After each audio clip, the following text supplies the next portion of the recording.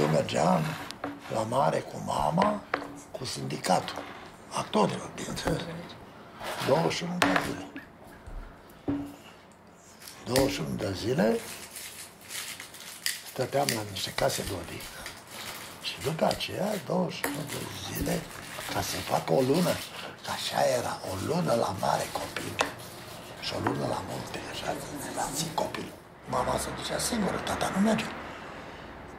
Noi n-am avut bani. Tata a câștigat enorm la un moment dat și după aia erau nasolți, a spus, bani puțini, nu știu, da. Eu nu știam. Eu am fost la mare de când aveam mai puțin de un an. Și am fost în fiecare an. Până anul ăsta nu m-am dus. Și am mai lipsit odată un an când am fost cu armată. Stăteam, deci, cu sindicatul. Sindicatul determina undeva unde aveau niște vile închiriate. Și stăteam într-o cameră, de obicei cu încă o cucoană. Și dormeam cu mama în pat. Eu nu știam de deficiențele lor financiare. Auzeam, dar nu le simțeam. Când am avut o pereche de pantaloni bazonați, cu petici așa la cur, că erau roși, ăștia poartă săracii. Știi? Și tata mi-a zis că sunt prost. Că poartă cowboy, înnebunit după cowboy, bineînțeles. Am avut o jachetă care era atât de la Jockey Club, de la Tenis Club, de la ceva.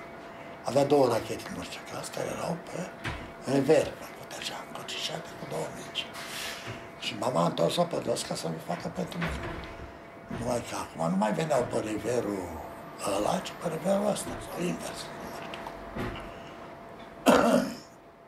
Și am zis, poate așa ceva. Și tata zice, băi, pentru că e de la ăia de la club, să știe toată lumea că ăsta e al clubului. Nu cum au toți, că mama mă scotea de când în când la restaurant să mâncăm o fripturică. Și mâncam fripturică, dar totdeauna atunci se nimerea că mama postea. Târziu mi-a căzut fisa. Nu mi-am dat seama. Tata la un moment dat nu mai câștiga nimic. Tot în motive. Și atunci a scris la cec. Dacă s-ar duce cineva să găsească piesetele alea într-un act scrise pentru cec, nu e bine să pui banii sub pernă, ci mai bine pui la cec. El era un mare profesionist de artă dramatică. El spunea că are sudură, nu, atelier de sudură și galvanizare dramatică.